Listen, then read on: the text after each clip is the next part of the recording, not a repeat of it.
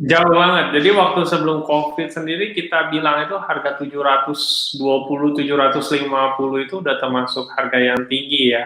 Tapi semenjak pas COVID ini dia naiknya lebih gila-gilaan. Sekarang aja boleh dibilang untuk pecahan 1 kiloan aja itu udah sekitar 860.000, 870.000 ya. Jadi bukan 1 kilo, bahannya lah kalau kita bilang hitungan dasarnya kayak gitu. Dan itu tinggi sekali. Ada beberapa faktor yang bikin itu tinggi. Pertama, ya memang nilai tukar kurs kita. Seperti kita tahu kan sempat melempem ya waktu itu ya, sampai heboh kan ada berita sampai 17.000.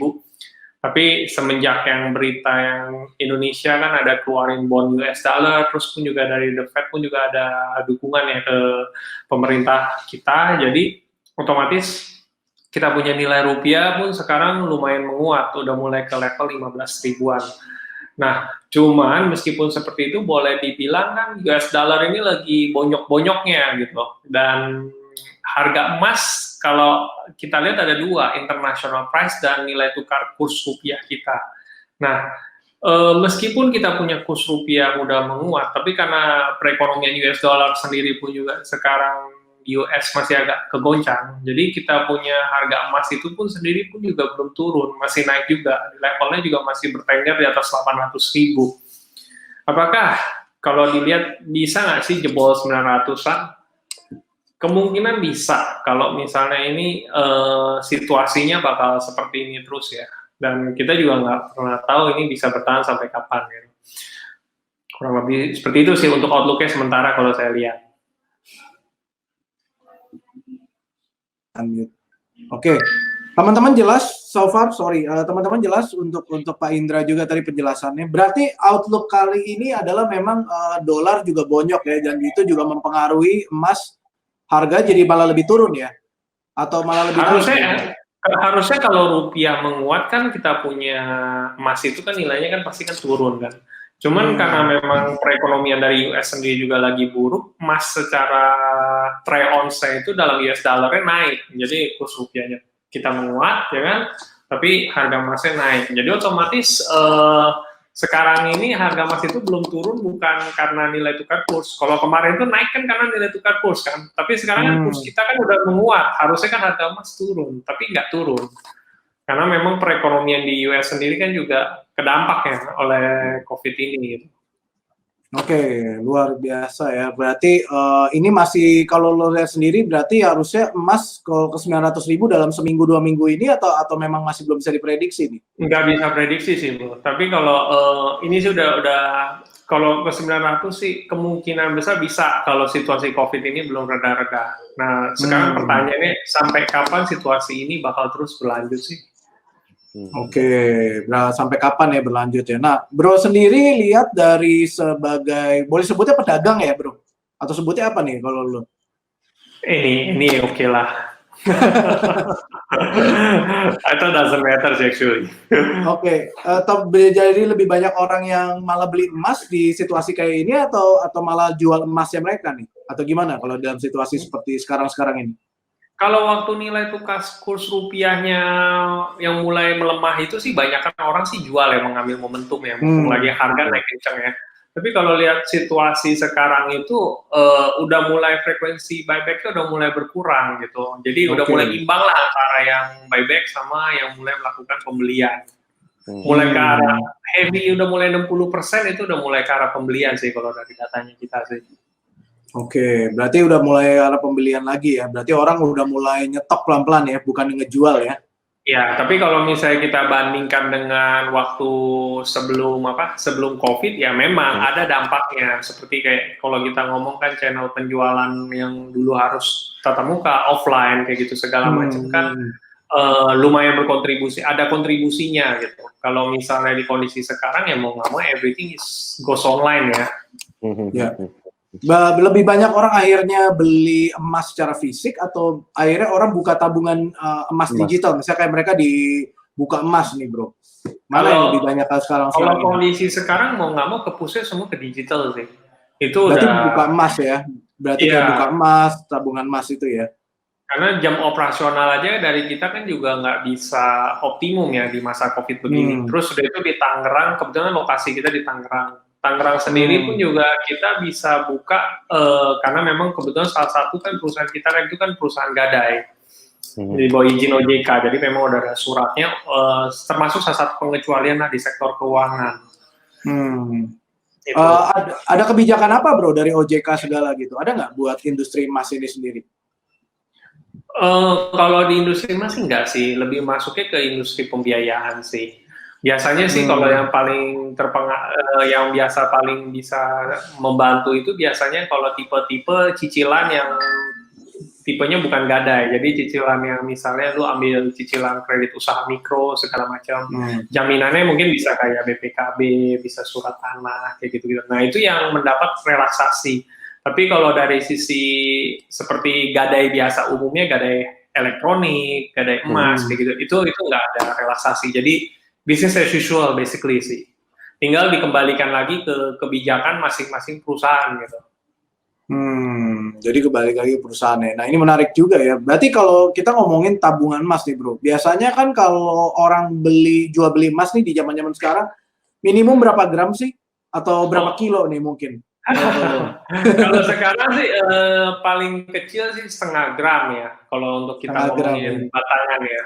Kalau misalnya kita ngomongin bentuk yang koin paling tipis-tipis sekarang dari UBS itu ada keluar 0,2 gram yang paling baru. Jadi itu bentuk fisik ya? Fisik tipis ya. Dari di Surabaya itu pabriknya di Kenjeran tuh bro. Iya benar sekali. Ownernya kebetulan baik banget. Iya. Cepat kita salah satu karena itu kan perusahaan keluarga kebetulan. Ya, Pak Untung ya namanya. Ya, Untung. Generasi pertamanya. Generasi pertama, betul. Ya, sekarang dilanjutkan oleh anaknya ya, Pak Edi. Ya, Pak Edi. Pak Paulus. Tuh, ya keluarga rame-rame memang mesti begitu ya, kerja mesti akur segala macam kekeluargaan. Oke, ada pertanyaan apa bro? Kira-kira nih? Anyway gini, mungkin kelihatannya pertanyaan basic banget, tapi apa sih bedanya sebenarnya yang mendasar untuk orang lebih memilih nabung emas yang bukan secara fisik daripada nabung emas yang secara fisik? Karena akhir-akhir ini kan kita tahu bahwa nabung emas di salah satu perusahaan BUMN juga ada, terus di online juga di salah satu online store juga ada. Nah, orang kenapa sih harus lebih memilih itu atau sebenarnya sama aja? Sebenarnya sih bukan masalah orang harus memilih ya. Kayak kalau kita bilang tadi BUMN, masalahnya cuma kepercayaan aja. Jadi kalau yang kayak di BUMN tadi atau di kita, emas fisiknya ada, cuman memang masih tertitip posisinya gitu. Jadi channelnya saja secara digital, penjualannya secara online. Nah kalau seperti tadi saya bilang bukan keharusan, mungkin pertanyaannya lebih tepatnya kita sebaiknya milih mana gitu, mau yang online belinya masih dititip di penyelenggaranya atau kita mau beli fisik kayak contoh beli di marketplace langsung dikirim ke alamat rumah ya bro. Nah cuman itu dikembalikan lagi ke kenyamanan kita sebagai investor. Kita sebagai investor itu lebih nyaman pilih yang mana gitu.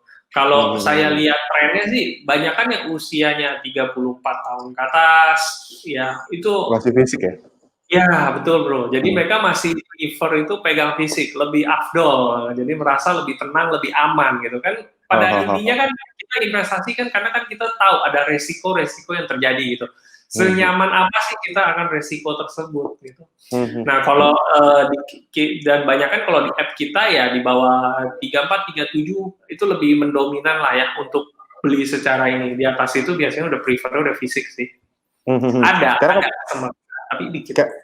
Karena kebetulan istri saya juga memilih untuk berinvestasi di emas, walaupun mungkin nggak sebanyak bro-bro yang ada di sini lah, tapi karena dia ngelihat bahwa salah satu yang kami gunakan itu adalah untuk tabungan waktu kami merit.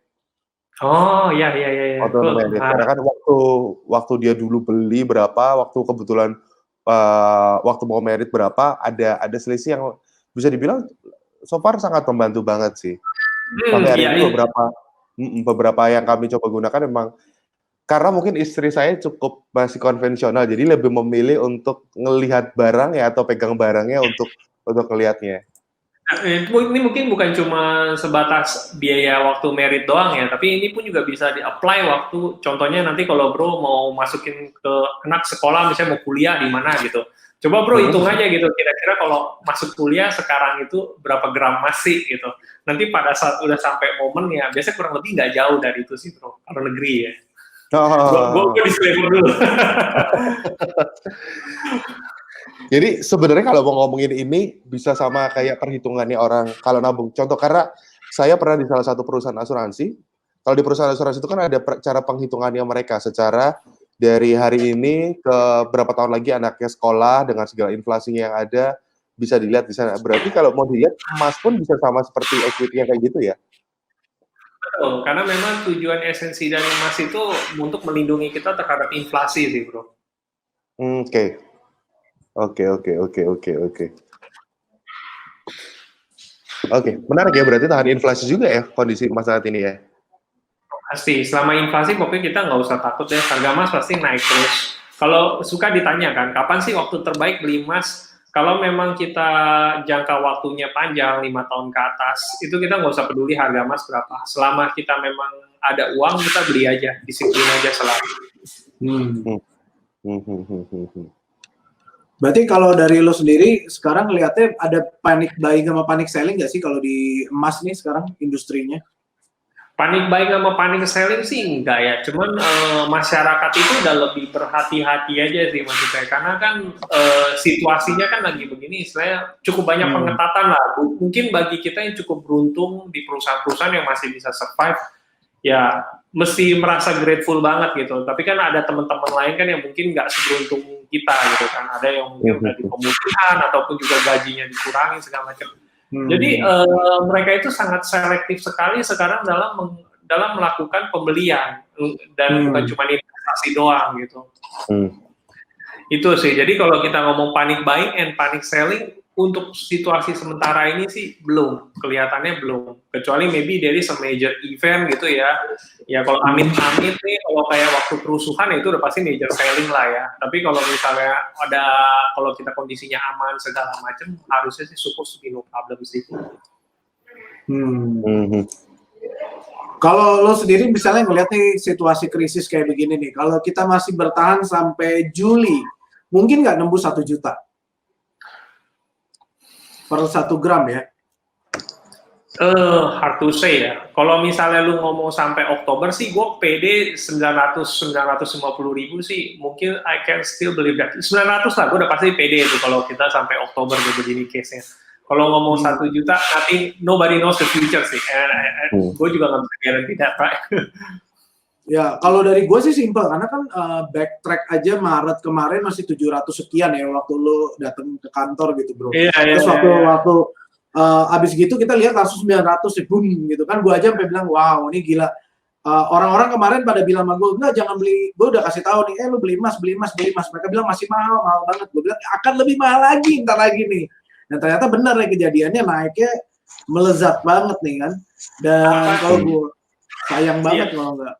Iya, sebenarnya kalau kita ngelihat short term sih memang seperti itu ya bro. Cuma ketika kita main short term ya kita pun juga udah mulai mesti sangat-sangat aware banget gitu. Ketika situasi COVID udah mau mulai reda atau udahan, kita pun juga udah mesti exit actually gitu. Jadi mesti sangat jeli lah gitu. Karena apapun yang istilahnya naiknya terlalu cepet, in the end ya pasti bakal turun cepet. Pasti ada deflate-nya juga gitu loh. Nah, kalau kita ngomongin emas nih bro, mungkin buat teman-teman yang baru ya, tadi di sini ada teman-teman yang bilang juga dari tim teknis, di belakang kamu ada yang nyapu ya bro Indra ya, sorry nih biar. Oh, bukan nyapu sih itu bro, itu kebetulan tim gue masih packing. Oh, banyak emasnya, nggak apa-apa. Nggak apa-apa, usahanya jangan narasumbernya nggak dibahas, narasumbernya soalnya kita nggak bayar narasumber, nggak enak nih nanti ini. Sultan Tangerang nih. Iya.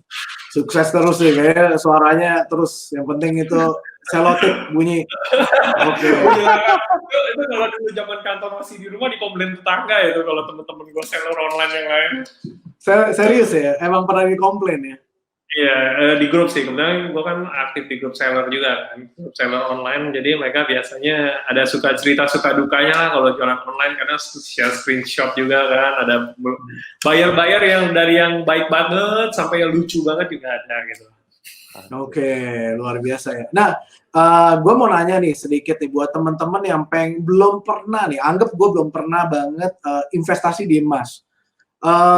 Apa sih yang mempengaruhi atau berita apa yang mesti gue lihat supaya gue tahu kapan beli deh gitu. Kapan yang Kayak gue punya keyakinan untuk beli, karena kan gini, buat teman-teman kan pasti ingin nanya nih, oh ya mumpung lo ada nih, gue kepikirannya gimana gue yakin ini waktunya gue untuk beli gitu. Itu satu. Kedua, apa aja sih faktor-faktornya ya?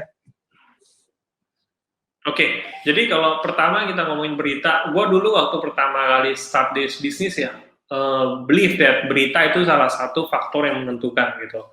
Mungkin Ya, berita, ya. dulu pernah ingat, ya dulu mungkin pernah tahun 2013 atau berapa gitu. Ada yang masih ingat zaman stimulus, jadi Eropa keluarin stimulus gitu. Jadi ada beritanya waktu itu adalah Eropa keluarkan stimulus, jadi harga emas itu naik gitu kan. Terus sudah itu ada juga beberapa tahun kemudian 2 or 3 years later, I forgot deh, around that ya, Eropa keluarin stimulus menyebabkan harga emas turun.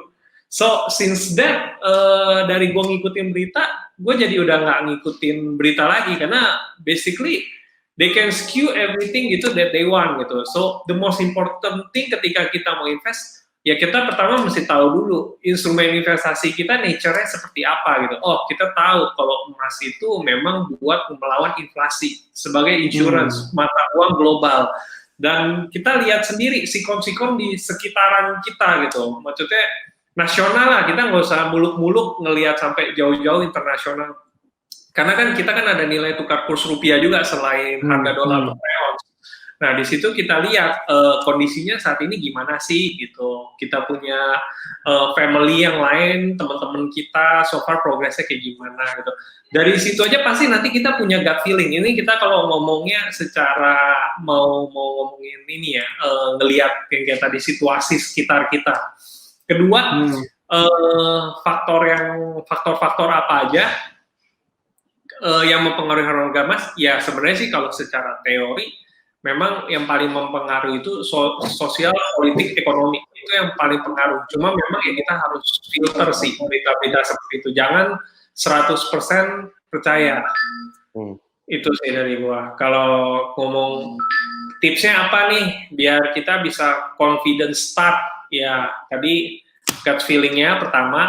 Terus kedua, secara teknikalnya kita lihat itu coba tarik rentang waktu 1 tahun. Ini sih kita ngomongin market normal ya. Sekarang ini kita nggak normal, jadi basically not very applied. Kalau kita ngomong market normal applied, kita lihat harga tertinggi dan harga terendah dalam kurun waktu 1 tahun. Jadi kalau misalnya harganya udah harga di tengah ke bawah, beli gitu. Itu kalau orang yang ngincarnya beli momen. Tapi kalau misalnya dia nggak ngincar momen, cuma memang ngejar saya mau disiplin nabung, saya mau disiplin investasi tiap bulan, and saya memang untuk jangka panjang 5 tahun ke atas gitu investasinya, ya udah just buy it and forget, just buy it every month, biarin aja. Nanti pasti 5 tahun kemudian with respect itu udah bakal, oh wow, my portfolio asetnya udah naik gitu. Nah, berarti kalau lo bilang tadi gitu, lebih kita bicara tentang technical ya, kita nggak baca chartingnya ya, benar nggak? Ya, charting mungkin terlalu ini, karena kalau charting kan kita banyak ngomong pattern ya, inverted flag lah, whatsoever, pennant, triangle pennant. Paling simpel ya kita cuma lihat aja historis harga. Jadi histori harga kita itu selama 1 tahun harga paling tertinggi berapa sih?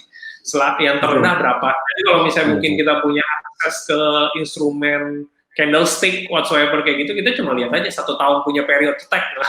Udah tuh ngeliat, kok nggak 6 bulan kita liatin candlestick ya. Oh yang paling tinggi berapa, paling rendah berapa. Berarti harga tengahnya berapa nih gitu. Simpel aja. Kalau tahun lalu itu berapa ya bro? Lo ingat nggak harga tertinggi di tahun 2019? 2019 waktu itu gua kalau nggak salah sekitar 7,5, 740-an di antara sekitar segitu. Terendahnya gua waktu itu bisa 630 atau 650 around that deh. Have to check again sih. Tapi sekitar segitu seingat gua, masih 600-an ke 700-an lebih sih. Wah, makanya termasuk gimana? termasuk fantastis sih, semenjak begitu udah lepas Desember gitu kan, langsung harganya naik, wah itu corona ya, ini salah satu lah, maksudnya kenanya bukan cuma ke lokal, kerusuhan kan kenanya ke lokal ya, tapi ini benar-benar global, kenanya semua, iya, itu yang make the scenario different gitu. Kalau ini pertanyaan sedikit pribadi nih bro, kan lo di bisnisnya emas ya, kayak gini keganggu nggak sih sama COVID? Maksudnya kan kalau teman-teman ada yang bisnisnya mereka punya rumah makan, orang udah nggak bisa makan di tempat dan lain-lain, itu keganggu kan mereka, dan kalau kayak lo sendiri ini terganggu nggak sih sebenarnya bisnisnya? Kalau di kita sendiri pasti terganggu, pasti ada. Yang kayak tadi gue sempat jelasin bro, jadi kalau untuk channel offline-nya yang customer walk-in, tatap muka, itu udah otomatis berkurang. Karena kalau sebelumnya ada COVID kan ya customer datang walk-in beli, maupun orang beli lewat pesan lewat WhatsApp, telepon, datang gitu masih bisa gitu. Cuma kan kalau kondisi sekarang itu udah nggak sesulit ya, udah agak sulit. Jadi membanyakan kita pun juga mesti business continuity plan lah kita bilangnya. Jadi strateginya dengan ada COVID begini, kita mau fokusin resource kita kemana gitu. Everything is very limited sekarang, karena yang biasanya kita biasa kerja datang ke kantor, kali ini ya kita ada yang sebagian harus di rumah, terus pun juga jam kerja yang tadi misalnya sampai jam 5, kerjanya semua sampai jam 3, jadi harus baik-baik memanfaatkan sumber daya yang kita miliki dan waktu yang kita miliki sih. So every resource is count. Oke, dan itu juga mempengaruhi omset atau enggak nih kalau kayak begini nih? Kan ini juga berarti kan market lagi banyak yang reserve, pengen ada yang jual, ada yang beli kan? Jadi it's keep on coming kan? Nah, itu pengaruh nggak sih omset? Ya omset kalau kita ngomong pasti pengaruh ya, karena kan yang ada customer base kita kan nggak purely online semua, jadi otomatis yang offline ini pasti paling affected. Memang secara online kita ada naik, but however kan untuk orang berubah gaya dari offline ke online itu kan juga takes time satu. Terus sama kedua juga masalah yang ada mungkin yang customer yang nggak not so lucky like us gitu. Ada juga mungkin yang karena certain situation yang memaksa dia harus emergency, yang tadinya dia bisa invest dia harus jadi reserve. Oke, saya tahan dulu investasi saya yang penting saya bisa lewat day to day melewati corona ini dan saya bisa dapat income saya kembali lagi gitu. Dan bahkan sampai ada juga kan yang istilahnya mereka sampai pas saya udah istilahnya no way out, ya saya mesti menggadaikan barang saya gitu, atau saya harus menjual sebagian aset saya hanya just to weather the storm.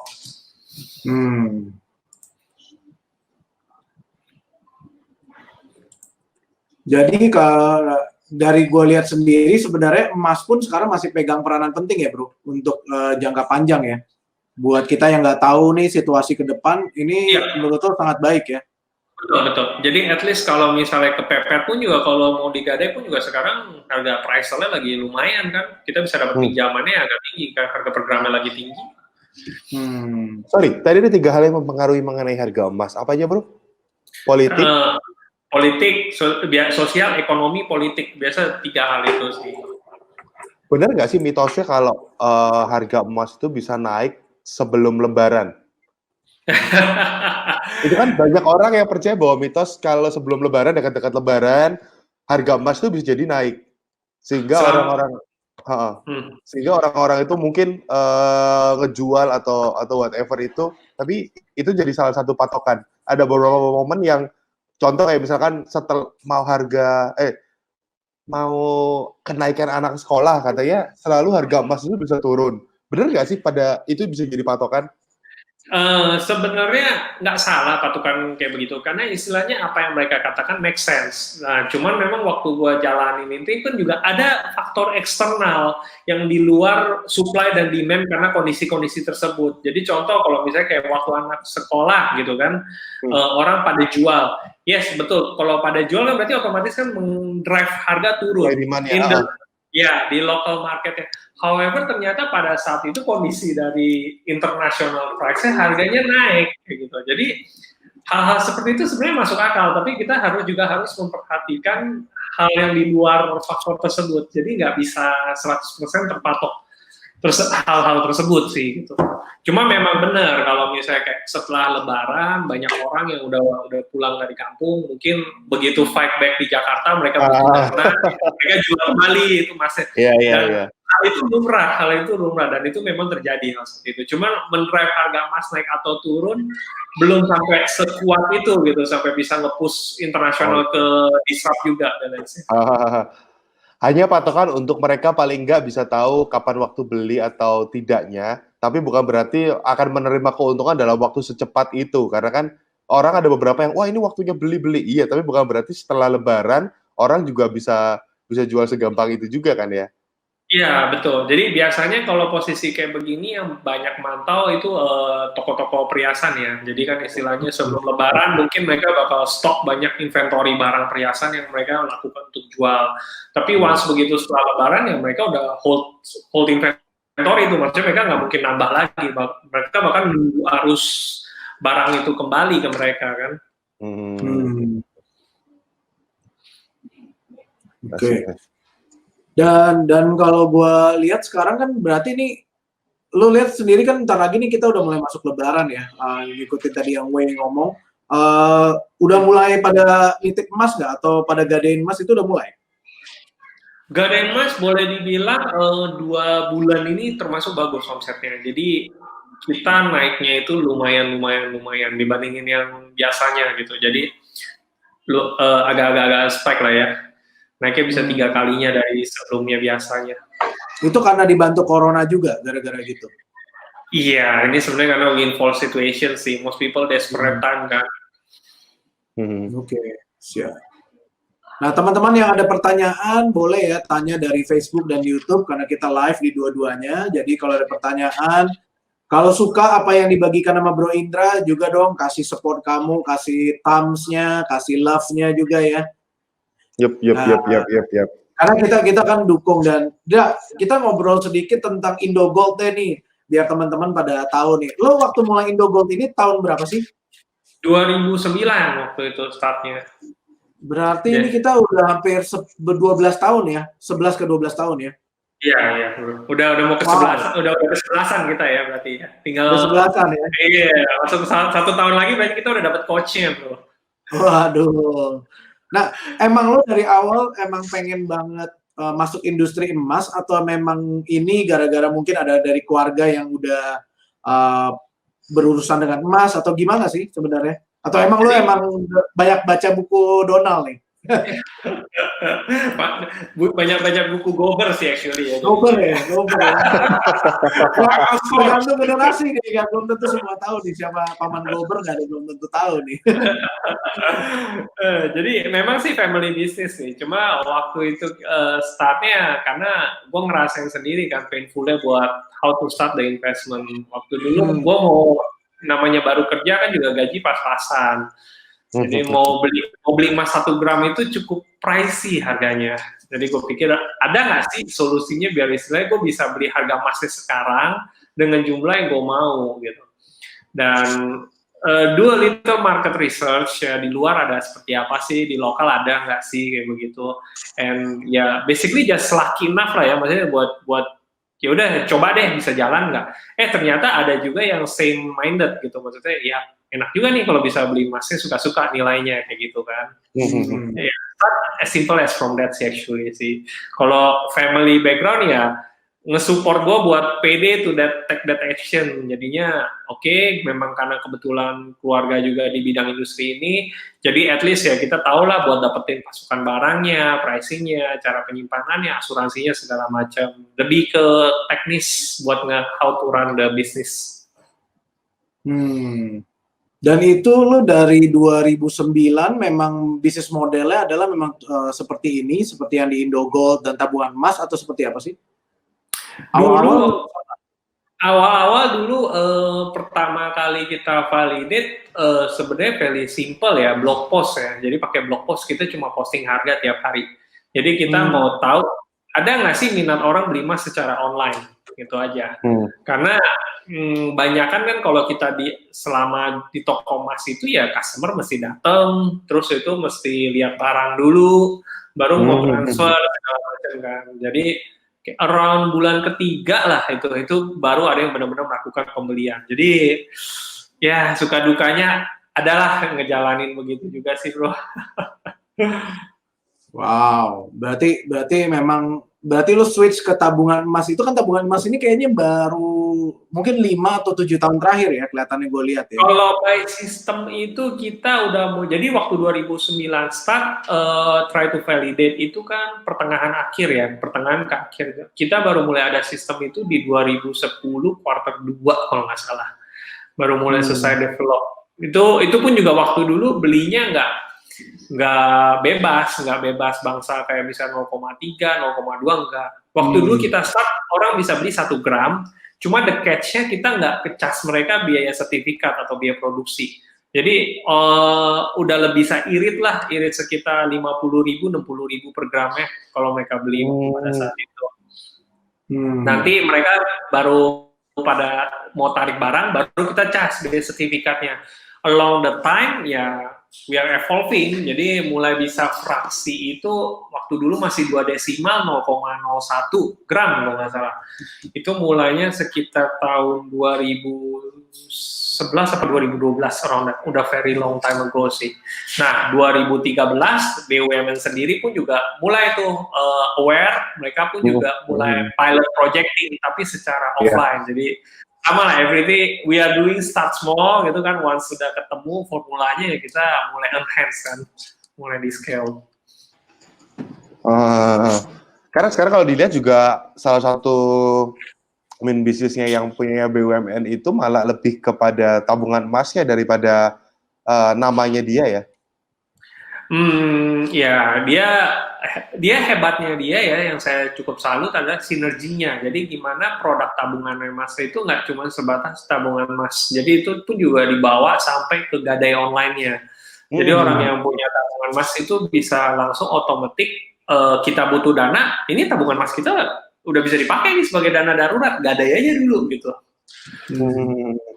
Bahkan mereka tuh sampai kerjasama dengan marketplace juga untuk lebihan tabungan. Jadi kalau ada orang yang belanja, misalkan 14.300, 700 rupiahnya itu bisa jadi untuk ditabungkan ke tabungan emasnya mereka juga ya. Betul. Artinya sebenarnya sekarang kalau mau nabung emas itu udah beda banget dari kayak dulu. Kalau tadi diceritain, dulu tuh harus minimal beli berapa? Minimum 1 gram jadi ya. 1 gram. Jadi sekarang zaman lebih gampang.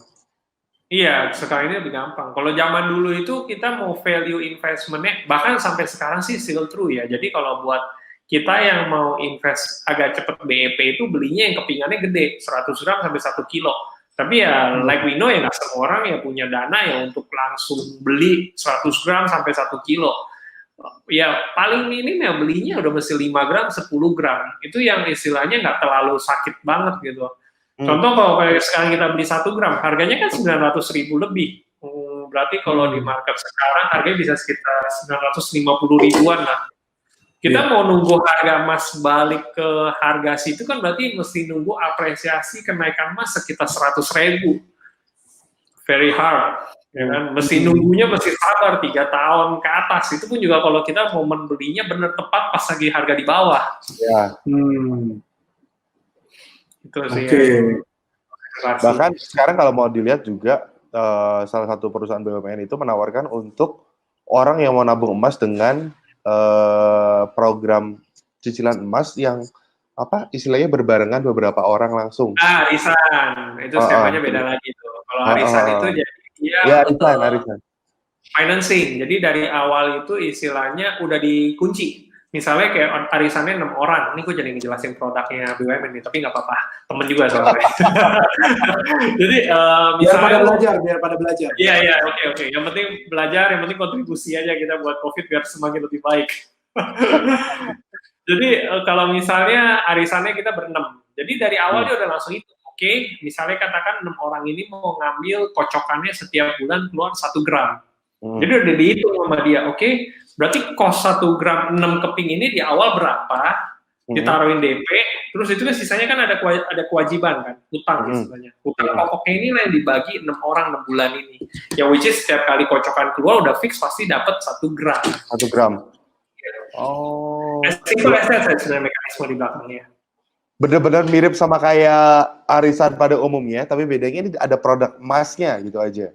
Yes, betul bro. Oh, I see. Nah, kalau ngelihat sendiri sih, orang itu untuk memulai nabung emas dalam kondisi yang kayak gini nih, lebih baiknya dimulai dengan cara yang kayak gimana ya, bro? Balik lagi, kenyamanan bro seperti apa gitu, kenyamanan teman-teman seperti apa. Kalau misalnya bro lebih nyaman pegang fisik, ya belilah fisik sesuai dengan kemampuan kita. Kalau memang kita cuma cukup mampu belinya 2 gram tiap bulan, 1 gram tiap bulan, ya start from that, as simple as that. Kalau misalnya bro nyaman dengan beli secara online yang jual beli emas, fasilitas titipan atau tabungan emas seperti itu, ya bisa mulai dari situ juga. Tinggal seleksi aja, pilih baik-baik penyelenggaranya, itu aja sih. Nah, kalau tadi kayak kita ngomongnya tentang masalah pilih baik-baik penyelenggaranya nih, ada nggak sih tips untuk memilih gimana tahu penyelenggara yang memang bisa dipercaya, atau dalam artian oke deh kita bisa pakai penyelenggara ini atau beli emas secara virtual di sini nih? Kalau zaman waktu gua start itu, ya kalau waktu zaman gua start itu sih belum ada regulatornya. Kalau di sekarang ini sih regulasinya baru-baru ada, dan kita sendiri sih kalau untuk penyelenggara sama BUMN ya kita masih saat ini sih di bawah OJK ya, gitu aja sih. Kalau misalnya ada juga yang bilang di Bobapepti, nah untuk yang di Bobapepti ini kita juga masih menunggu. Jadi basically tergantung penyelenggaranya gitu, seberapa niat dia mengikuti regulasi yang ada gitu. Kalau posisinya di kita sih ya, apapun regulasi yang ada, kita akan ikuti sebaik-baiknya. Karena kan pada dasarnya kan regulasi itu kan juga tugasnya kan untuk membantu kita agar lebih baik ya. Jadi menjaga perusahaan untuk berjalan dengan baik, good governance, dan pun juga untuk menjaga nasabah-nasabahnya. At least jadi case-case fraud itu ya bisa dihindari lah ya.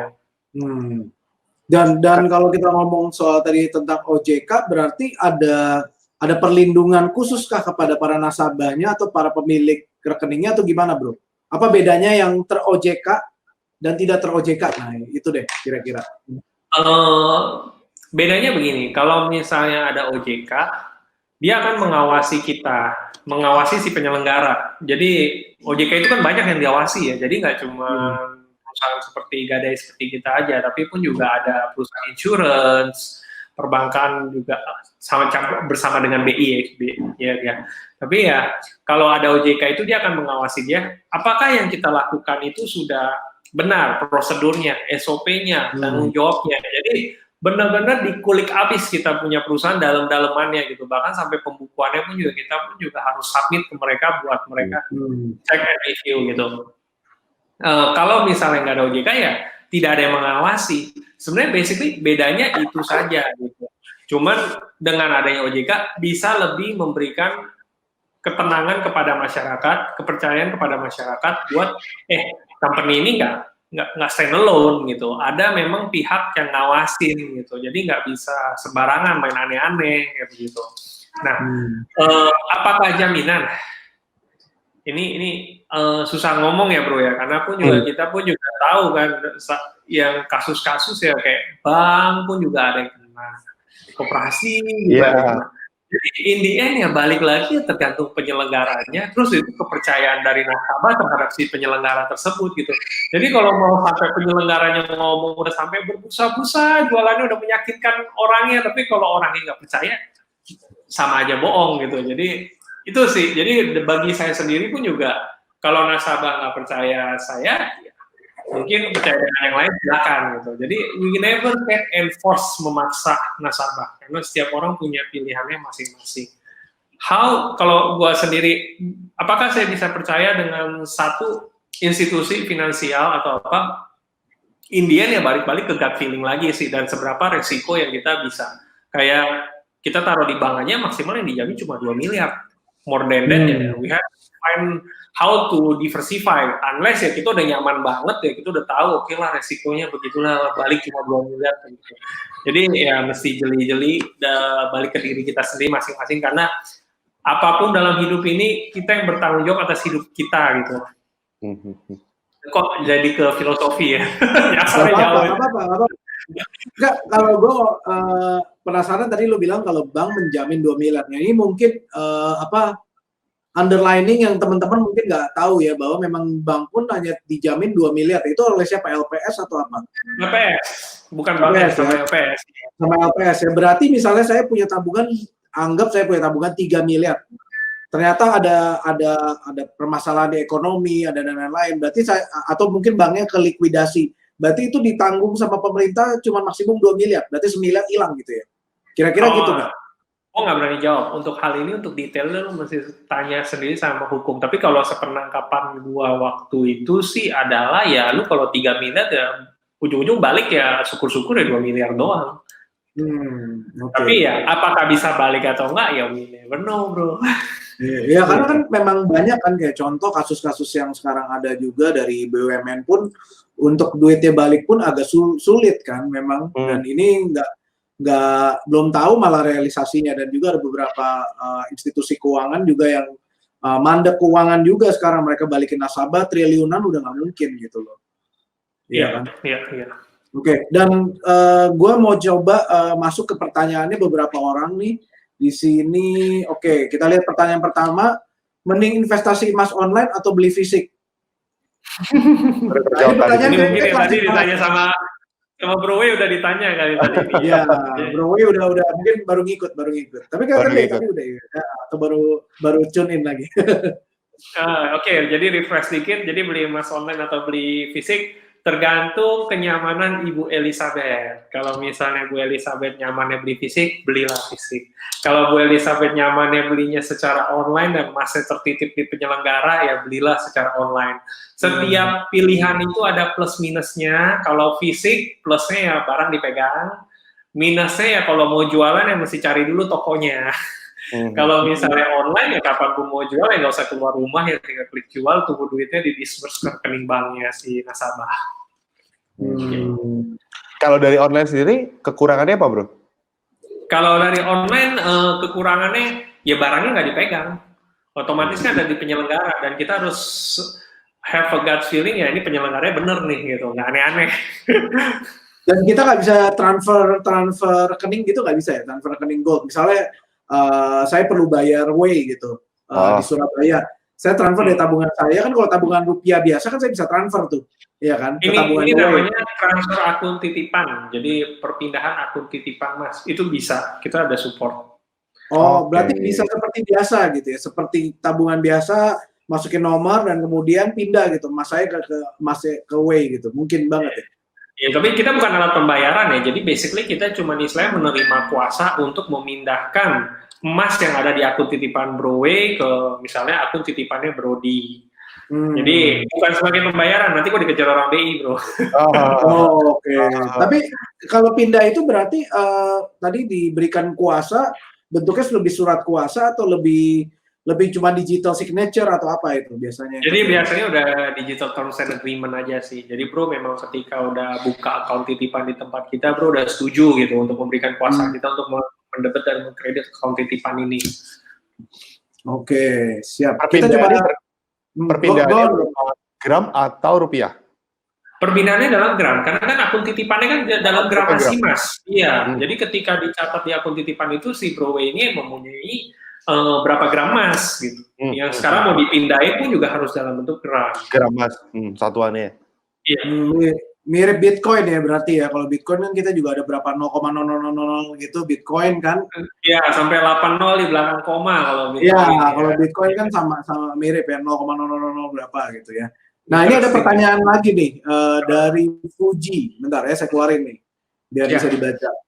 Apakah investasi emas bisa lebih menguntungkan? Sedangkan harga emas terus dikaji. Seandainya saya jual emas pasti harga tinggi, berarti kalau kita mulai invest lagi, kita beli dengan harga yang tinggi juga dong. Betul sekali, Bu Fuji, luar biasa, benar. Jadi ya seperti ini, kenapa harus seperti ini? Karena kita balik lagi, kita ngomongin inflasi, Bu Fuji. Jadi emas itu pada dasarnya sendiri berfungsi untuk melawan inflasi. Dulu parkir mungkin cuma 500 ya. Zaman saya kayaknya sempet motor cuma 100 perak apa berapa gitu, 500 oke ya, 500 gratis.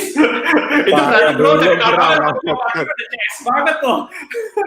Ya 2.000, tapi kalau dari 500 sekarang kita bayar parkir motornya udah 2.000 gitu. Begitu pula pun juga dengan biaya hidup kita gitu. Dulu naik angkot berapa, makan berapa, semuanya naik. Bahkan ada guyonan dari teman saya, KFC aja dulu satu paket itu tahun 3.000. Iya men, gue sampai terima kasih hanya 3.000 zaman dulu gitu. Itu udah diskon 17%. Udah wah banget. Jadi memang kelihatannya kita beli emas harganya naik. Tapi karena dengan ada inflasi ini sebenarnya nggak juga ya.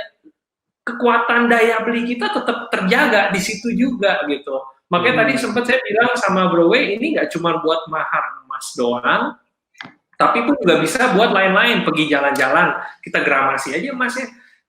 Mau buat nanti anak sekolah, kita gramasi emasnya. Nanti mau beli mobil, sama gramasi emasnya. Nanti pas udah tahun tercapainya ya, pasti itu gramasi emas dijual, kita dapat duit gede. Tapi sama, kita juga bisa beli barang yang kita udah targetin. Ya karena nambah-nambah dikit lah ya. Itu sih. Kalau saya lihat juga berarti emas ini memang sebenarnya nggak bisa langsung lipat gandakan kayak saham dan yang lainnya ya, atau forex. Tapi ini memang mempertahankan nilai angka kita punya 100 juta di hari ini, di 2 tahun kemudian kalau kita tukar emas ya tetap nilainya sebenarnya kita beli emasnya berapa gitu. Maksudnya 100 juta sama dengan misalnya 50 gram lah.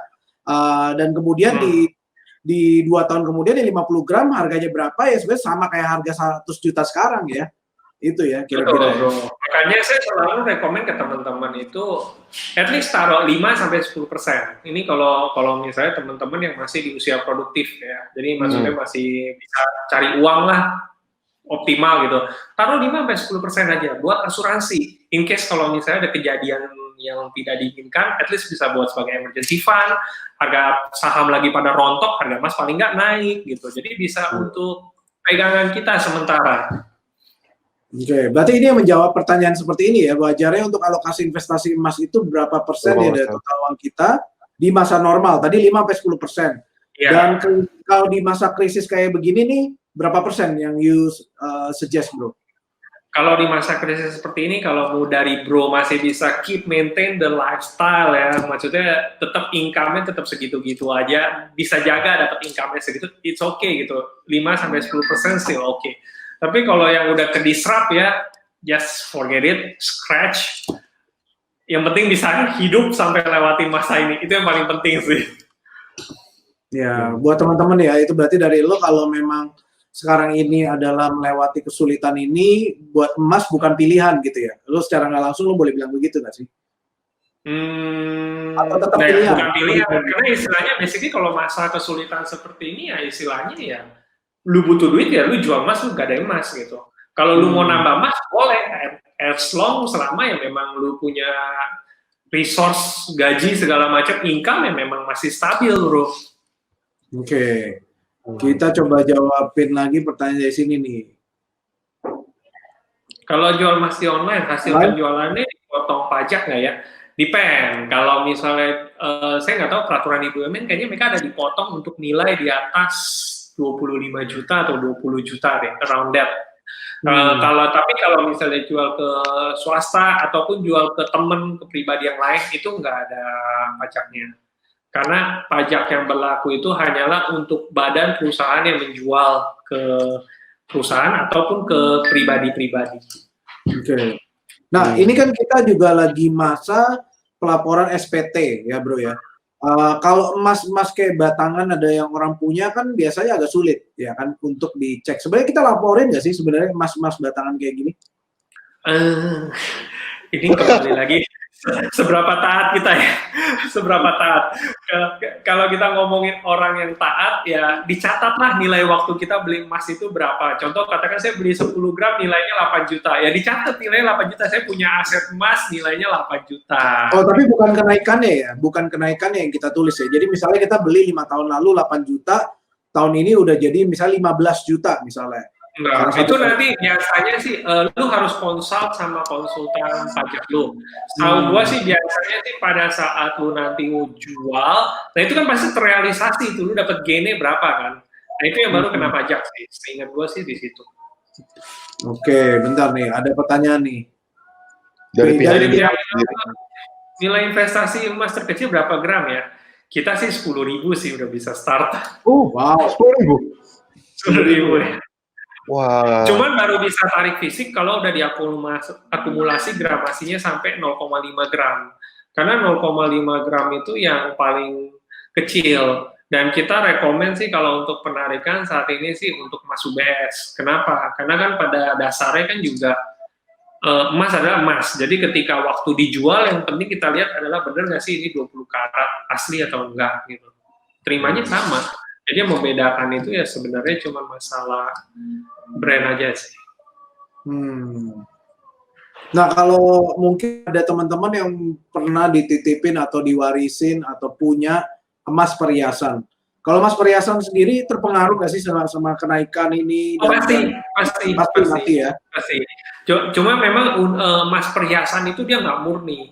Kenapa? Karena kalau misalnya kayak murni kan kita tahu zaman kayak dulu itu orang tua suka kayak di film-film emas murni atau enggak digigit kan gitu. Ya. Jadi emas semakin murni itu dia lunak. Nah kalau emas perhiasan lunak itu menjadi problem karena kan namanya perhiasan kan dipakai tiap hari kan ada aktivitas apa segala macam. Kalau dia bisa kalau sampai terlalu ringkih dia putus rantainya. Jadi oleh karena itu dibuatlah campuran dengan perak, dengan tembaga dan yang biasanya paling optimal kalau kita mau emasnya tetap tinggi tapi kuat itu emasnya itu 75%, tapi campuran lain-lainnya itu 25%, tembaga, perak dan lain-lain kawan-kawannya. Ya emas 75% itu dibilangnya 18 karat, kita suka bilangnya kan. Karat inilah makanya yang dibilang apa sih karat itu 24 karat dibagi 24 karat 100, 18 karat dibagi 24 karat ya berarti ya 75%-nya kan dia kan. Oke. Dan itu hitungannya sama ya bro, maksudnya misalnya satu emas 1 gramnya adalah berapa sekarang 900.000, berarti kalau itu 5% dari 900.000. Yes, kurang lebih seperti begitu. Cuman nggak mungkin mereka bakal terima di 75%. Kenapa? Karena kan pasti kan ada biaya lebur daur ya.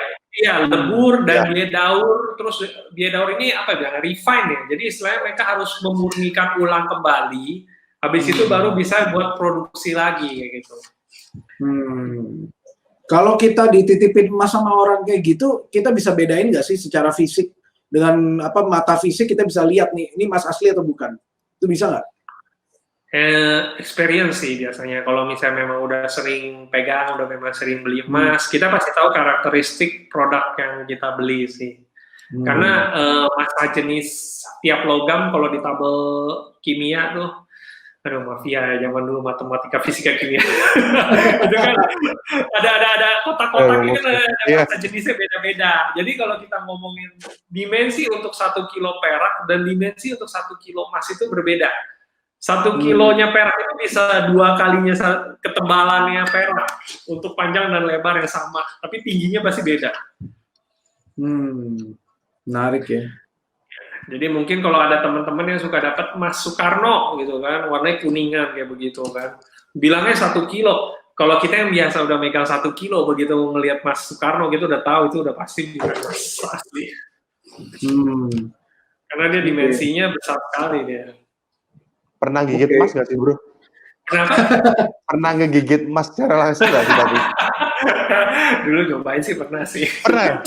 Pernah usil-usil. Nyobain dong, bener gak sih kayak di film kan kita kadang penasaran. Bener. Itu kenapa sih bisa digigit gitu, emas gigit gitu kan? Iya, kalau dia karena kan dia lembek. Kalau dia murni dia lembek pasti ada bekas gigitan kitanya. Berarti gigi kita emas dong ya ujungnya ya kayak gitu ya. Cuma saya udah mulai tua ya, sakit juga kali kalau gigit kali ya.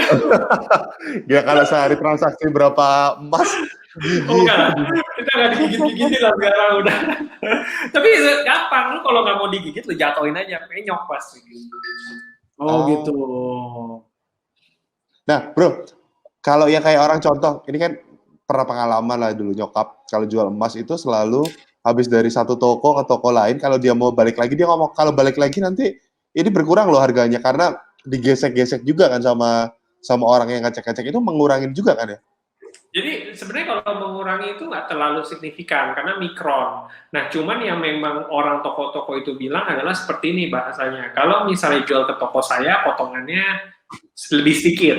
Kalau jual ke toko lain barang saya nanti bakal dipotong lebih besar. Karena ini kita ngomongin balik lagi manajemen resiko. Namanya kalau dagang, ketika kita jual barang, kita tahu barang kita. Jadi ketika si customer itu balik sendiri, kita udah pasti mantap. Oh ini barang saya udah pasti asli nih, saya yakin nggak mungkin barangnya di-aneh-anehin. Gitu. Jadi saya berani terimanya tinggi. Tapi kalau misalnya saya terima barang dari toko lain, saya kan nggak tahu ini barangnya benar atau enggak. Ya? Iya, karena pernah ada case itu, jadi toko emas kena fraud itu adalah yang jual ini ngebikin surat toko emasnya palsu gitu. Jadi barangnya sebenarnya bukan emas gitu, lapisan. Ya itu another story lah ya. Oke, ini ada pertanyaan nih dari Johnny G. Kalau beli emas online, simpanan emas fisiknya di mana? Nah, ini di mana? Biasanya di kantor penyelenggaranya. Jadi kalau misalnya dari OJK itu kan kalau waktu dia site visit ya dia lihat emasnya dihitung juga. Nah kalau di BUMN ya sama di kantor BUMN-nya juga. Gitu. Saya juga pernah vaultnya ada kok mereka lemari besinya. Di kita pun juga ada lemari besinya. Jadi diasuransikan ya faktor-faktor mainnya manajemen resiko sih begitu ya. Seberapa gampang tuh bro untuk untuk beli safe deposit box-nya itu biasanya bentuknya apa sih, tahunan atau sekali bayar atau gimana tuh? Oh ini kita ngomongin safe deposit box ya atau ngomongin? Ya, kalau emas kalau kan ngomongin SDB, emas fisik kalau dititip di kita kan ada akun titipan namanya kan ya. Akun titipan ini ada biayanya. Jadi kalau biaya itu relatif dari penyelenggara. Kalau saat ini sih kita masih kasih gratis. Terus kelemahannya kalau misalnya kayak begini kita memang nggak kasih akses ke buat orang umum lihat. Kenapa? Karena kan ini kan barangnya kan kumulatifan kan, semua dari nasabah kita juga gitu. Jadi nggak bisa kayak per nasabah masing-masing satu. Beda cerita kalau ngomongnya safe deposit box. Kalau safe deposit box itu di bank-bank itu banyak dan itu memang merupakan milik nasabah masing-masing dan biasanya bank tidak akan bertanggung jawab terhadap isi dari deposit box itu. Jadi kalau misalnya kita nyewa deposit box, safe deposit box, kita taruh bata merah sampai berat ya, bank nggak peduli. Jadi kalau misalnya ada case, ada hilang atau apa ya intinya bank cuma hanya memberikan fasilitas safe deposit box untuk Anda taruh barang. Isinya apa dia nggak bakal tanggung jawab. Itu sih. Biayanya berapa? Tergantung banknya, kayaknya terakhir ada yang 300 lebih ada juga, dan kita mesti bayar kayak deposit ya, buat jaminan kunci. Oke, berarti tadi ada satu kalau bank nggak ditanggung ya, maksudnya apapun isinya nggak ditanggung. Nah tadi yang kedua berarti titipan ke penyelenggara, berarti dari Indogold nih sekarang juga punya ya, seperti yang saya misalnya nitip fisik emas ke bro 100 gram gitu, bisa ya? Oh, kalau misalnya kayak bro walk-in kayak begitu, itu bisa. Itu namanya jasa titipan. Jadi beda sama akun titipan yang online. Kalau jasa titipan itu bisa. Nah, itu barangnya bro kapanpun mau lihat, kapanpun mau ditarik kembali itu silakan. Karena udah sertifikatnya udah sampai kita tulis juga nomornya kan di kertas buat surat bukti titipnya. Oh, dan itu ada asuransinya bro dari maling? Pasti. Ada ya? Iya, karena ini tadi ada pertanyaan seperti ini nih bro. Risiko fisik emas itu seperti apa tuh? Nah, ini pertanyaannya juga OJK juga mempertanyakan. Kita ada asuransinya, Pak. Apa asuransi? Ada asuransinya. Jadi untuk rampok, hilang, atau bencana. Rampok sama hilang. Bencana saya mesti cek klausalnya dulu sih, Pak. Kalau berarti itu kalau bencana masuknya force major ya. Saya mesti coba cek lagi klausalnya. Yang pasti sih yang akan diganti itu adalah nilai setara dengan, jadi dalam penggantiannya dalam rupiah, bukan dalam gramasi. Kalau misalnya case hilang dari pihak asuransinya kita. Oh, berarti itu pun juga mungkin nggak ganti 100% atau 100%. Misalnya ganti enggak ya? Itu ada klausalnya kalau dia ada ganti. Saya mesti cek back lagi itu. Oke, ini ada pertanyaan menarik nih. Kalau punya emas fisik kan biasanya bisa digadein. Nah, kalau online tuh bisa digadaikan nggak suatu waktu? Di kita ongoing progress, Bu. Kalau sementara bisa begitu baru di BUMN. Oh. Kalau cinta bisa digadein nggak cinta? biar nggak basi gitu ya, cinta digadein. Ya. Wah, ini seru nih, pertanyaannya makin banyak nih, makin seru nih. Ya, Bro, karena kita misalnya ngobrol nih soal tabungan emas ya. Seberapa masih banyak orang yang nggak tahu ya, nggak jadi pilihan favorit ya. Kenapa sih, Bro? Tabungan emas ini nggak jadi pilihan favorit? Ya Sekarang kan karena lebih banyak tabungan digital atau mungkin mereka taruh di e-wallet kayak gitu-gitu ya. oh, kita ngomong berarti kayak produk investasi lain lebih populer gitu. Iya, lebih terkenal lah gaungnya gitu kan. Padahal tabungan emas ini kan sebenarnya juga sangat menarik karena mempertahankan nilai uang kita dari inflasi kan yang memang sering orang nggak sadar itu kan. Kalau gue lihat mungkin karena ada dua faktor kali ya. Satu kan memang satu itu faktornya pertama kan kita nggak sehat. Banyakan orang itu kan maunya kan cepet, quick gain, instan. Kalau bisa jentikan jari udah langsung kaya gitu. Problemnya nggak seperti itu gitu. Everything is a process gitu. Jadi emas itu adalah investasi paling sederhana dan paling membosankan karena paling simpel banget, kita cuma beli taruh aja udah lupakan udah selesai gitu loh. Kedua, balik lagi ke edukasi kali ya, karena kan memang masalahnya kan orang kalau zaman dulu nggak terlalu banyak pilihan, investasi paling cuma tanah sama emas zaman kakek nenek.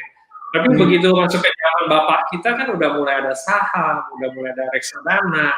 Jadi orang itu udah semakin banyak terima edukasi. Kita sekarang mau cari apa-apa aja itu udah bisa lewat jari. Oke, saya nggak ngerti apa, saya googling aja gitu. That's simple gitu. As long as kita ada niat mau belajar, kita pasti bisa mencari tahu sendiri apapun yang kita mau gitu. Jadi makanya wajar lah ya, kenapa kalau investasi emas mungkin tidak sedominan seperti zaman dahulu. Karena ya zaman sekarang ya pilihan produk itu banyak sekali gitu kan. Kenapa saya harus beli baju di toko A? Kalau di toko B juga banyak gitu, ada yang jual juga gitu, banyak toko-toko gitu. Oke. Ini ada hal yang perlu di notice nih, kita perlu tahu sama-sama tahu nih. Jika tidak tadi mana tuh? Jika tidak mendatangkan emas tapi cinta tidak mendatangkan emas, tapi emang bisa mendatangkan cinta, bro. Wah, gue. Ini gokil. Bener. Sekarang ujung-ujungnya harus cuan nih ya. Cuan. Bukan love nih, cuan. Ini kayaknya Pak Idris boleh nih besok jadi pakar cinta sama emas nih, boleh nih. Nemenin Bro Indra. Amin. Oke. Wow, ini banyak banget ya tentang tabungan emas. Teman-teman ada pertanyaan nggak nih soal tabungan emas? Nah, di tabungan emas itu ada bunganya berarti nggak ada ya, Bro? Tabungan emas itu cuma naik aja ya? Berarti nggak ada bunga. Apapun institusi keuangan yang bisa menjanjikannya, maksudnya di luar, namanya investasi itu ada resiko.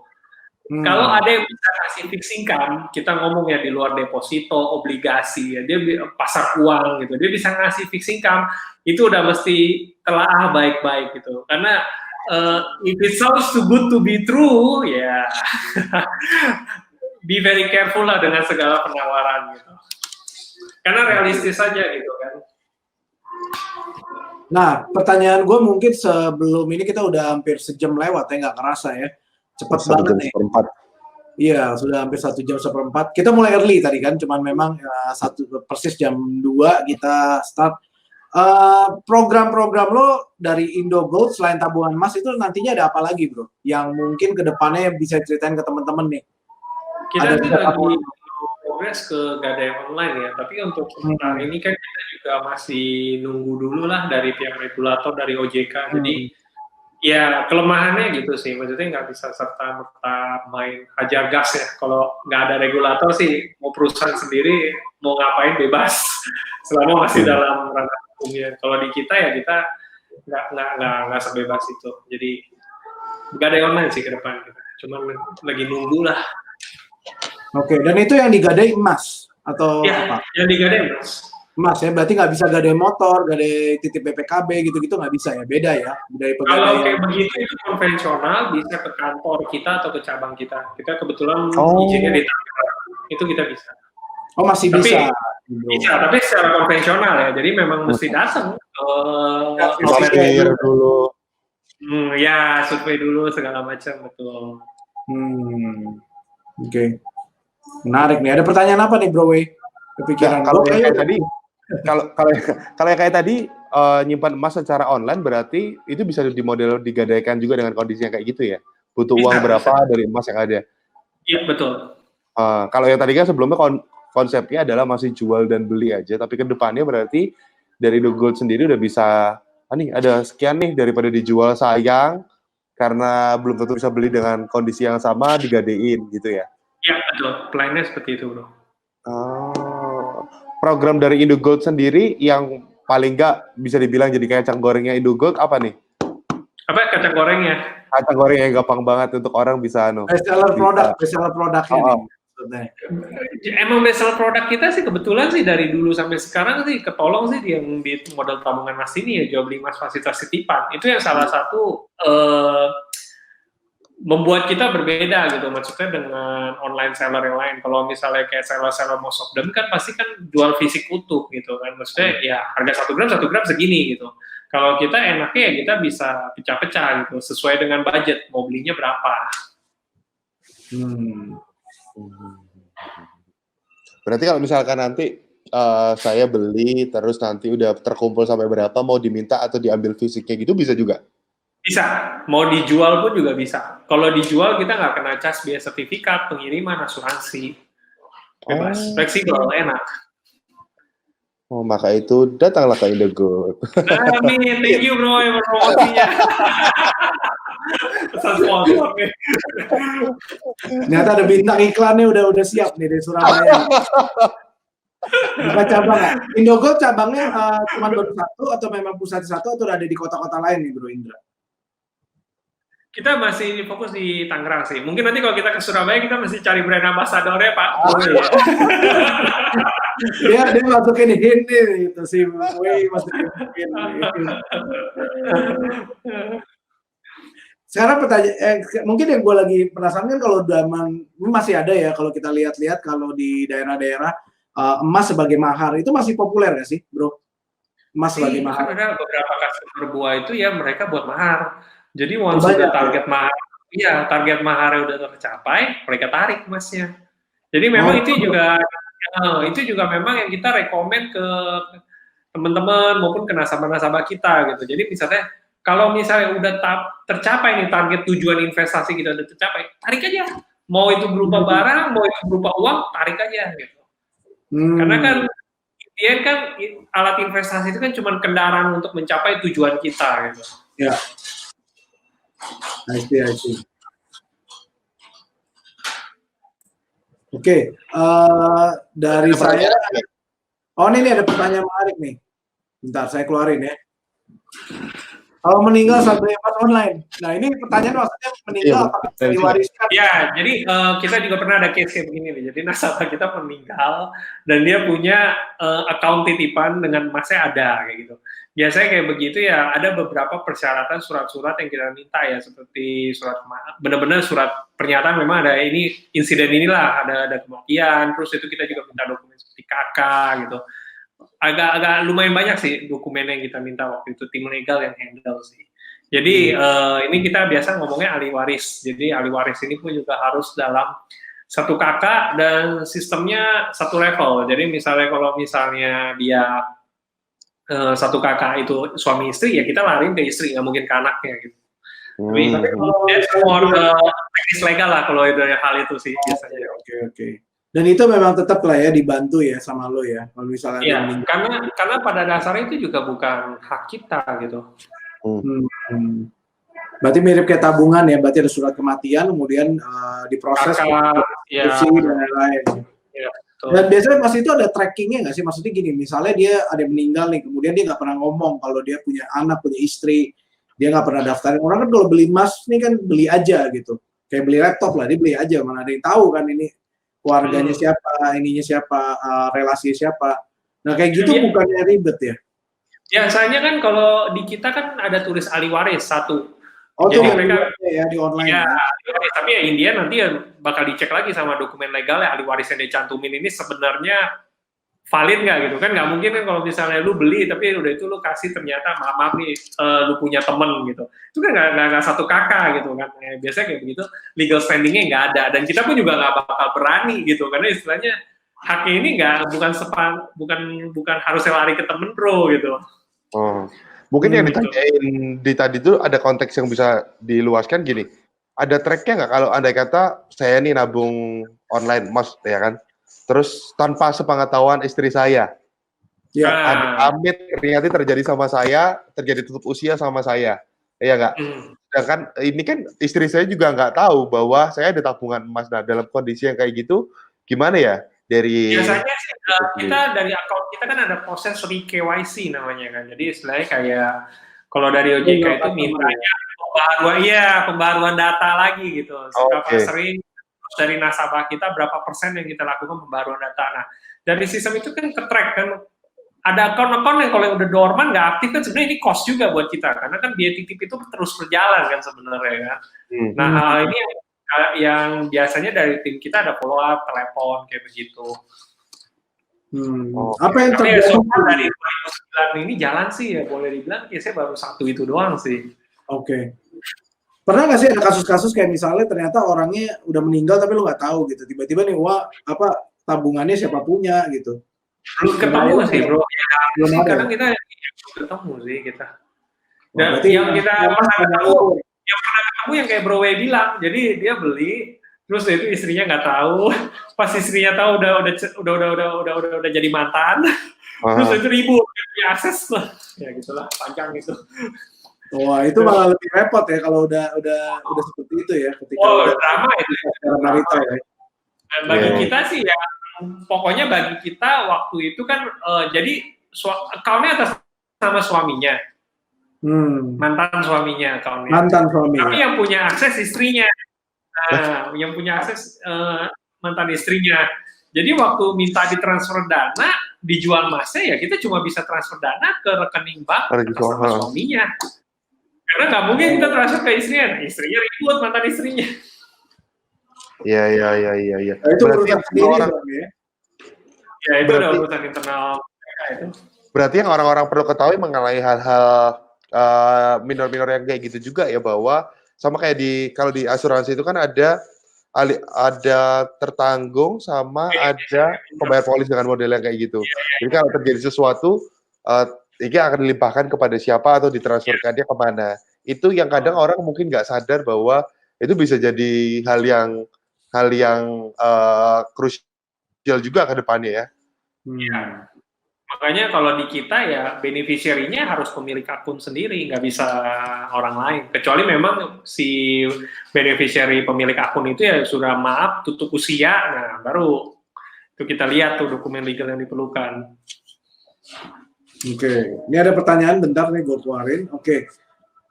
Bisa kita jual emas kita di luar negeri? Jadi mungkin belinya di Indonesia, kemudian dia mungkin punya saudara atau dia lagi traveling, dan dia pergi ke luar negeri dan dia jual emasnya, itu bisa nggak? Kalau kita ngomongin emas online, penyelenggaranya yang di Indonesia belum sampai keluar. Kalau kita punya emas fisik, itu bisa banget. Karena emas itu selain insurance, dia ada global currency. Mata uang global yang istilahnya kita kepepet di negara manapun, kita jual, kita dapat mata uang di sana. Oke. Berarti kalau secara fisik bisa, tapi kalau secara tabungan online juga transfer kayak tadi yang antar tadi sebutannya kalau misalnya saya punya berapa gram, kemudian saya transfer ke W gitu misalnya. Nah itu nggak bisa ya kalau antar offshore gitu nggak bisa ya berarti? Offshore nggak bisa karena by regulation pun juga kita belum sampai ke sana. Kan tiap negara punya ada regulasinya sendiri-sendiri juga kan untuk emas. Dan di negara lain itu regulasinya seperti apa sih kalau misalnya kita punya tabungan emas ini populer nggak sih? Gue jarang dengar malah kalau tabungan emas di negara lain. Oh, di India lu bisa sampai dapat income loh, fixed income. Jadi lu taruh dia nggak cuma sebatas lu batangan. Jadi istilahnya perhiasan pun juga kalau misalnya lu taruh, lu bisa dapat fixed income. Terus sudah itu Singapura udah ada, terus sudah itu di Kanada ada juga. Mana lagi ya? Udah ada. Terakhir gue cek sih Kanada, India, China juga ada, Itali ada juga, Itali. Nama websitenya, Itali di Estonia waktu itu, Estonia ES. Estonia. Ada beberapa sih negara yang actually ada kayak gitu. Nah kalau kayak online gitu kayak apa dulu ya namanya Gold Trader, not Gold Trader. Eagle itu masih ada nggak sih? Kayak gitu. Nggak ada deh. Kayaknya waktu itu kan dia kan coba saingan sama PayPal ya, tapi gerus PayPal kan PayPal lebih ini ya kalau nggak salah.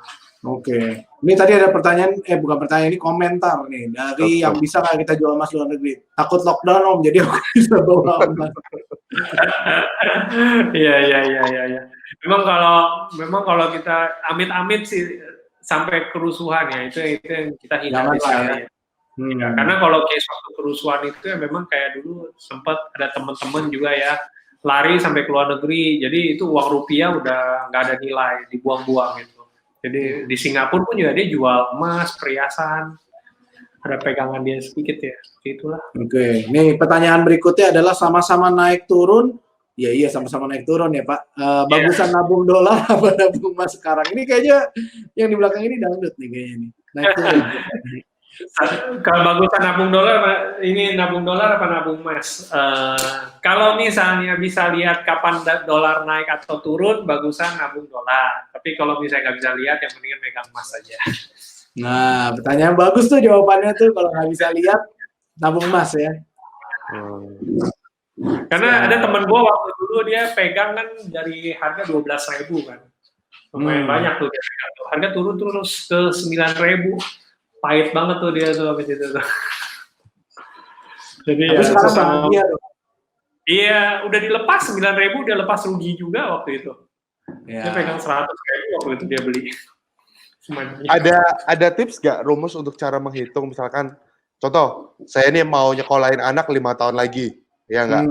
Dalam kondisi yang kayak gini, anaknya nyimpen emas berapa atau beli emas dalam kondisi berapa supaya nanti 5 tahun lagi begitu masuk dalam kondisi itu secara inflasi dan lain sebagainya tabungannya masih mencukupin. Ada rumusnya nggak untuk hitung yang kayak gitu? Simpel rumusnya. Jadi kita lihat aja harga emas sekarang berapa. Misalnya harga emas sekarang 850.000. Ya, berarti kita lihat sekarang uang masuk sekolah 5 tahun, uang masuk sekolah saat ini berapa? Misalnya 8,5 juta. Berarti kalau dibagi 850.000 harga emas hari ini sekitar 10 gram. Ya kumpulinlah sampai 10 gram. Nanti pada saat 5 tahun ke depan, kurang lebih pasti nilainya dekat-dekat. Either kita nambah dikit, atau ya biasanya ya lebih. Kayak begitu aja. Cuma sekolah negeri ya. Karena kalau sekolah swasta tidak bisa diprediksi juga kayak gitu ya. Sekolah swasta masalahnya inflasi kita 8%, 6% ya. Sekolah swasta itu inflasinya bisa 20-30%. Jadi agak sulit diikuti itu. Nah, kalau tabungan emas ini sama milenial sama generasi yang memang benar-benar digital gini, populer nggak sih, Bro? Sejauh ini naik terus atau mereka stagnan atau gimana angkanya kalau di market sendiri? Yang gue share bro, jadi memang kebanyakan kalau demografi customer gue yang di atas 34, 37 tahun itu pasti mereka rata-rata demennya pegang fisik. Tapi kalau yang udah di bawah 35, 37 itu ya mereka istilahnya udah nyaman lah dengan digital ya, everything in the sejauh jari gitu, tinggal tap udah beli, tap jual. Jadi teknologi dan seiringnya waktu ya pola gaya hidup kita berubah bro. Takes time, butuh waktu lah. Oke, ini pertanyaan yang tadi kayak masih nyambung nih dia. Inflasinya nggak dihitung ya Pak?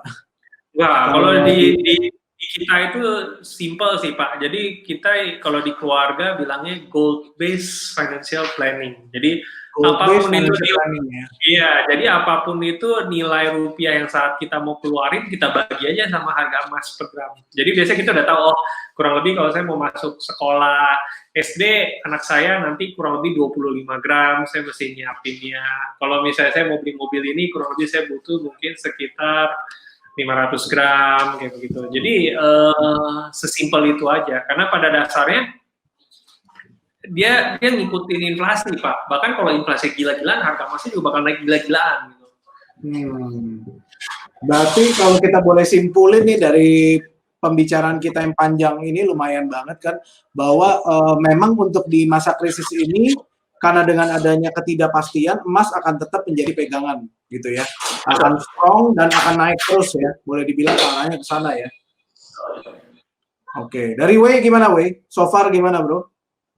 Ada pertanyaan yang nggak bisa dijawab sama narasumber kita? Oh, enggak ada. Pertanyaannya sebenarnya simpel. Ada nggak produk tabungan di Indogold yang modelnya, misalkan kayak tadi saya tahu bahwa 5 tahun lagi saya butuh 30 gram emas, ya nggak? Sedangkan saat ini kalau saya mau beli 30 gram emas kan nominalnya juga masih belum ada mungkin dengan uang yang kayak gitu. Nah, untuk mencapai ke 30 gram emas ini saya mau nabung berupa uang supaya nanti saya dapat 30 gram emas, tapi uangnya itu dengan kondisi uang yang saat ini, bukan dengan kondisi uang yang itu.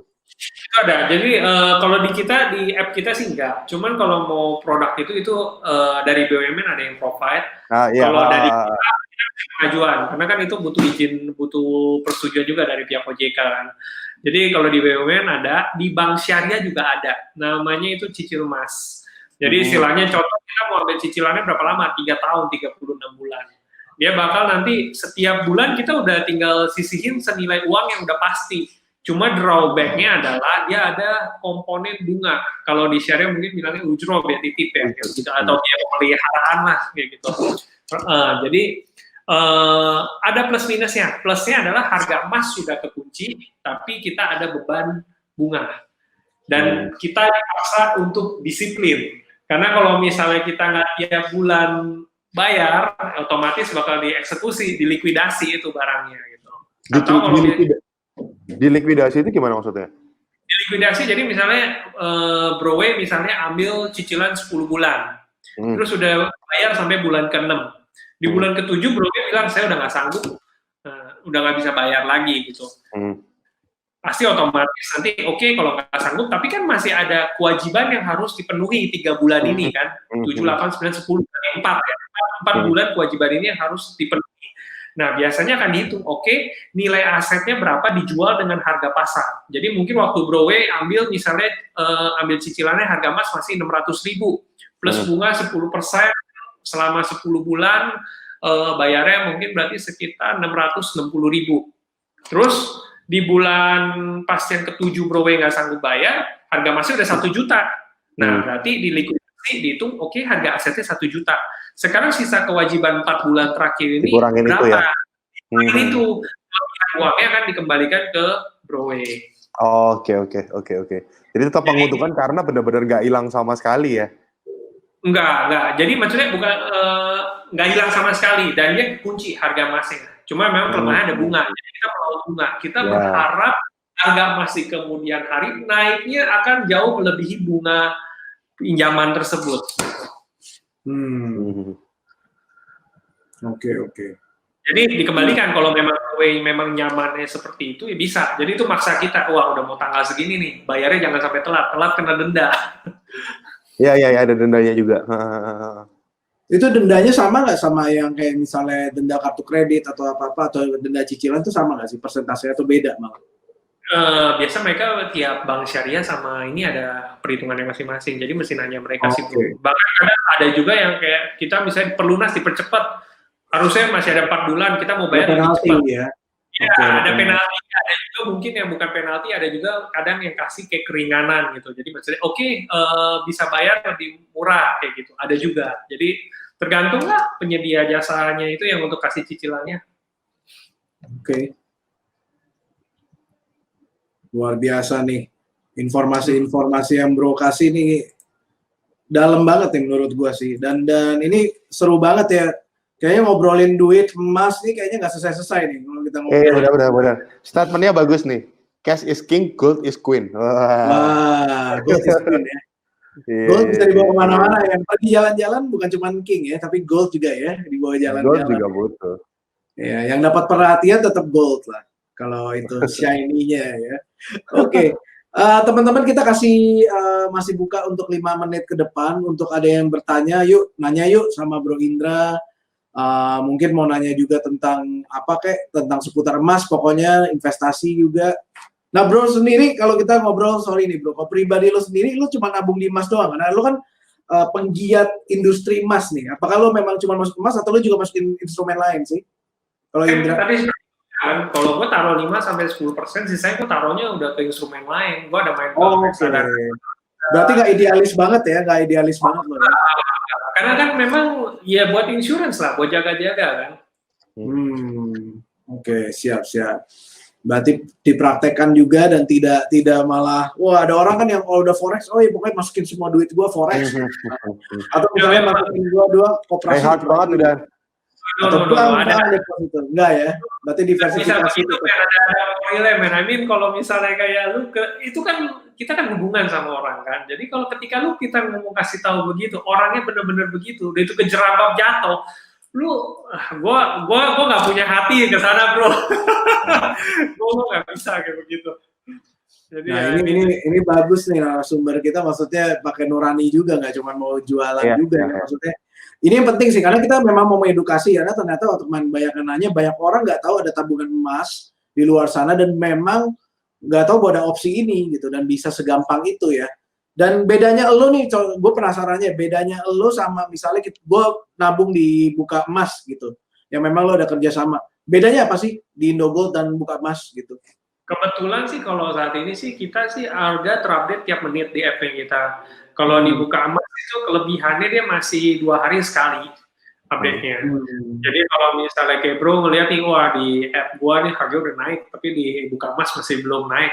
Go ahead, mau beli lewat Buka Emas silakan. Jadi kita nggak bisa jual emas itu kalau belum ada emas fisiknya. Nah, buat teman-teman yang tertarik untuk tanya, lihat lebih lanjut, ngobrol, ada app-nya juga nggak sih bro? Android sama ada app-nya ya, dan itu terupdate dan regularly juga dapat update ya, ada notif ya.